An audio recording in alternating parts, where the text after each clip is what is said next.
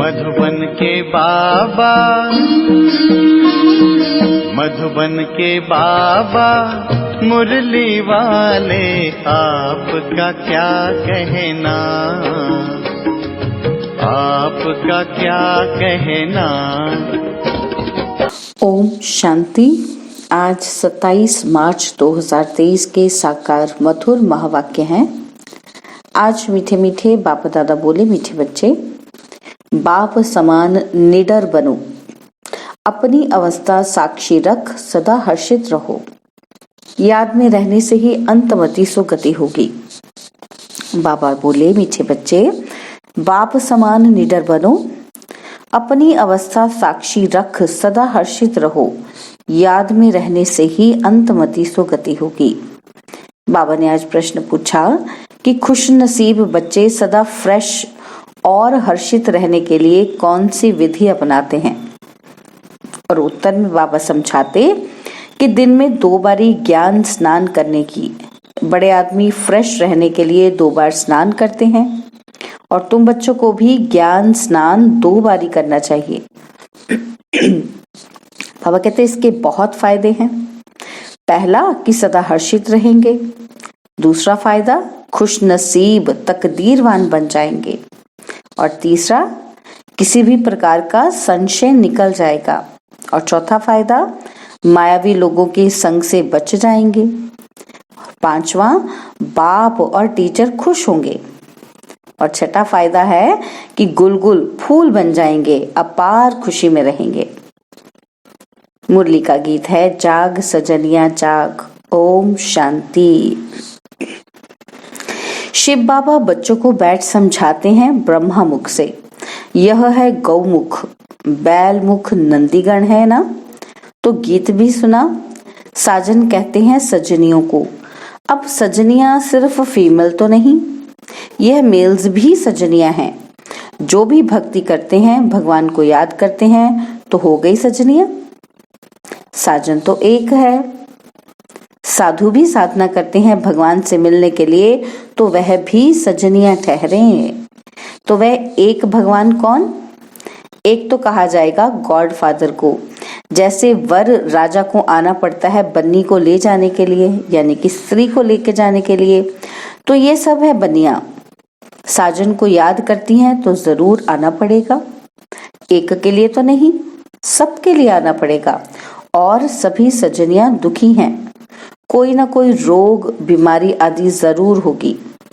तो ये हो गया नरक, और स्वर्ग में है सुख, नरक में है दुख।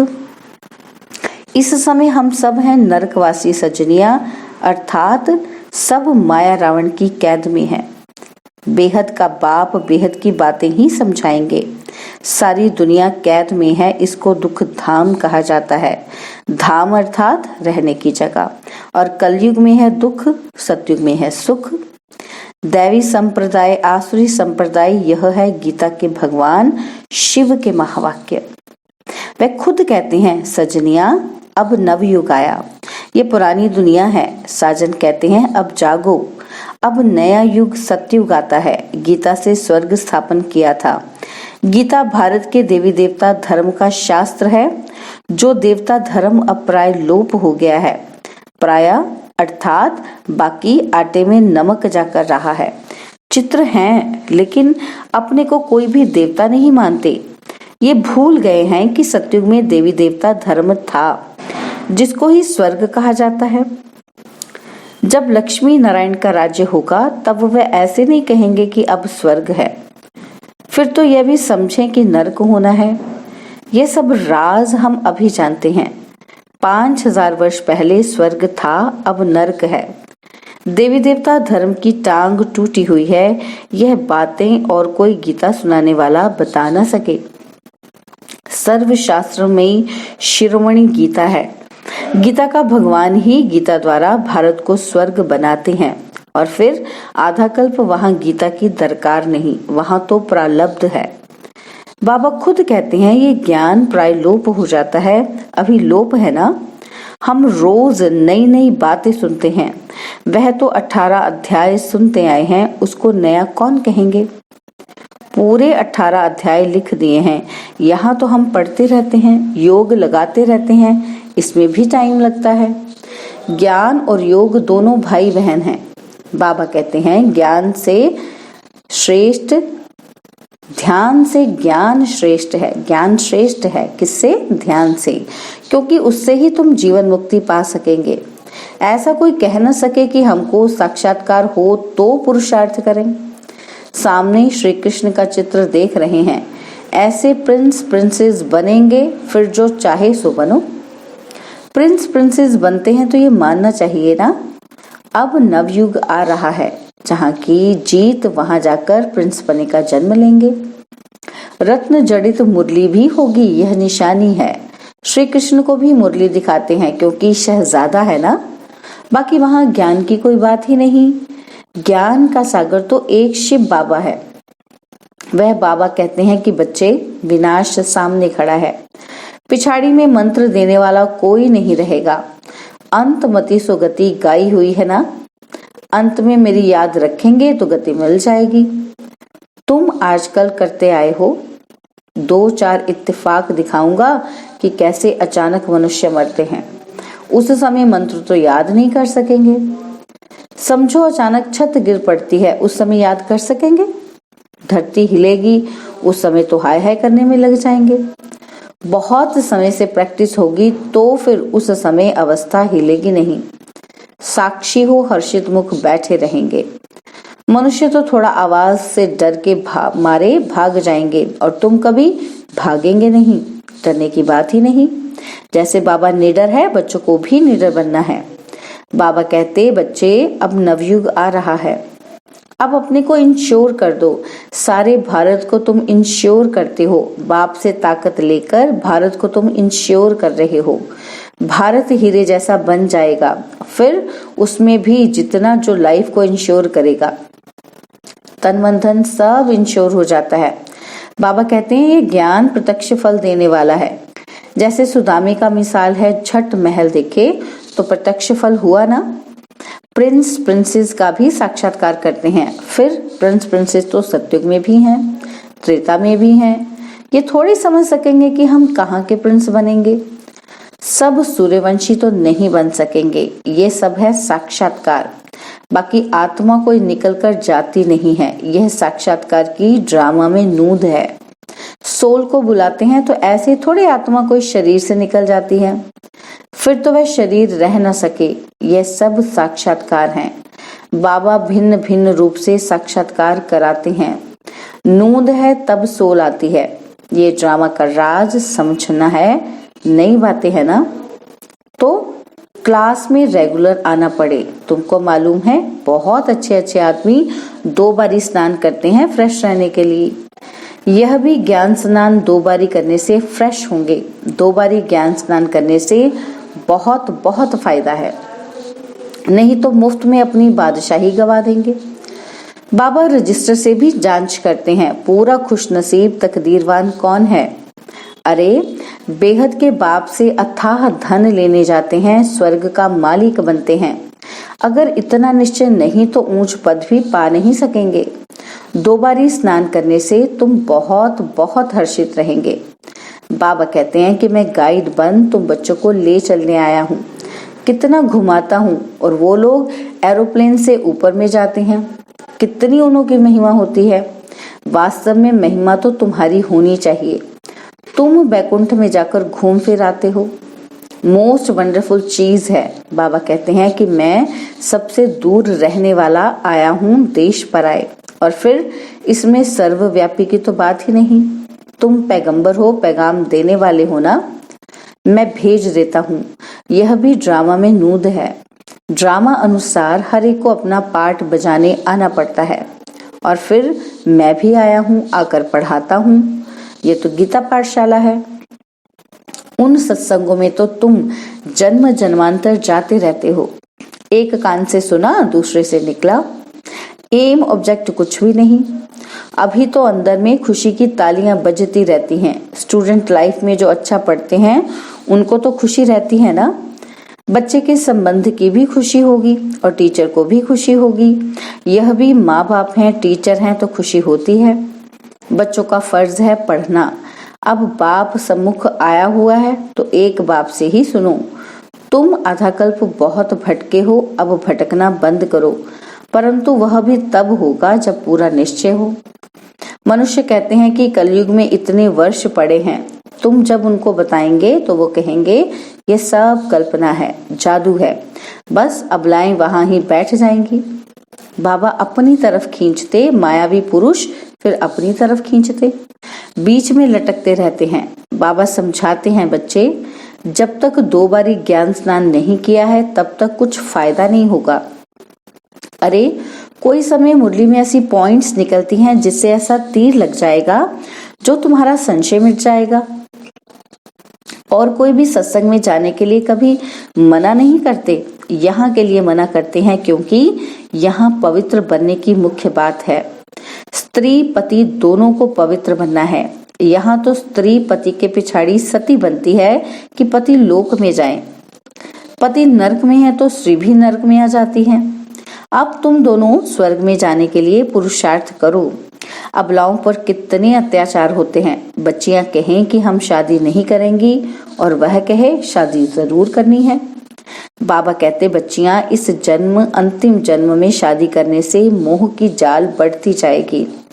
पति में मोह, फिर बच्चों में मोह, पियर घर ससुर घर में मोह।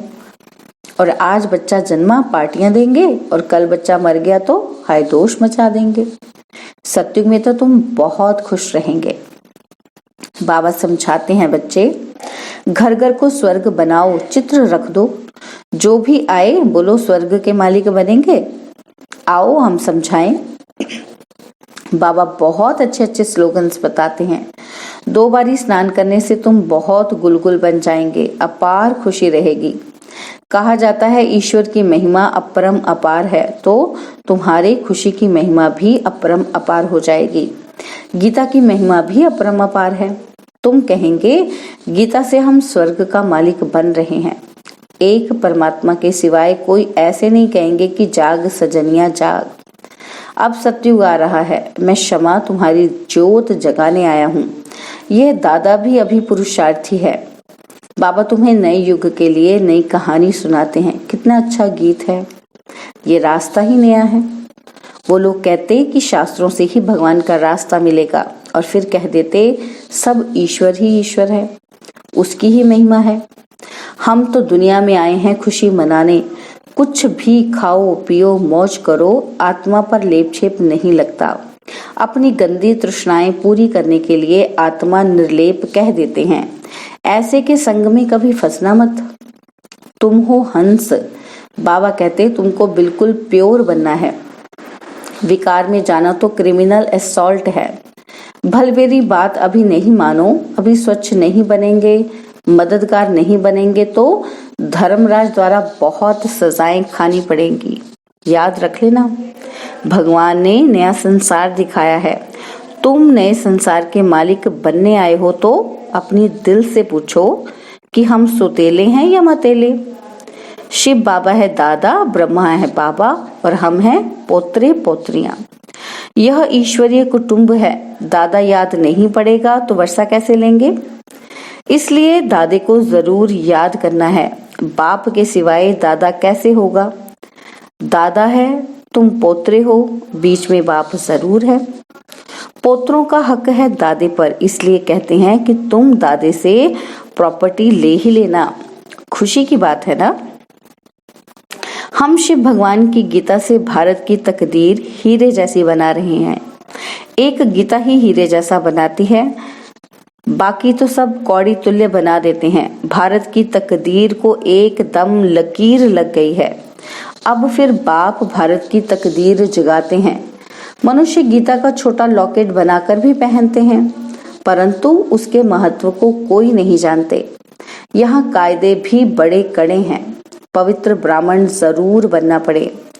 ठगी से मम्मा बाबा नहीं कहना है। सच्चा बनेंगे तब ही नशा चढ़ेगा। हाफ कास्ट को नशा नहीं चढ़ेगा। भगवान भारत के पीछे दीवाना बना है कि हम भारत को फिर हीरे जैसा बनाऊंगा। तो भारत पर आशिक हुआ है ना, तो भारत को फिर से ऊंच बनाते हैं। आशिक माशूक के पीछे दीवाना होता है। होता है ना। तो भारतवासियों के पीछे कितना दीवाना है, कितना दूर से भागते हैं और फिर कितना बड़ा निरहंकारी है।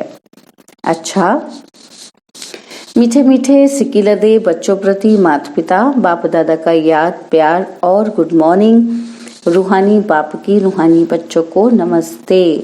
हम रूहानी बच्चों की रूहानी बाप दादाजी को दिलवा जान सिकवा प्रेम से नमस्ते। ओम शांति। प्यारे बाबा, मीठे बाबा, मेरे बाबा, शुक्रिया बाबा, शुक्रिया बाबा, शुक्रिया बाबा। धारणा के लिए मुख्य सार है, पहला पॉइंट, बेहद के बाप से अथाह ज्ञान धन लेने के लिए 2 बारी ज्ञान स्नान करना है। पढ़ाई में रेगुलर जरूर बनना है।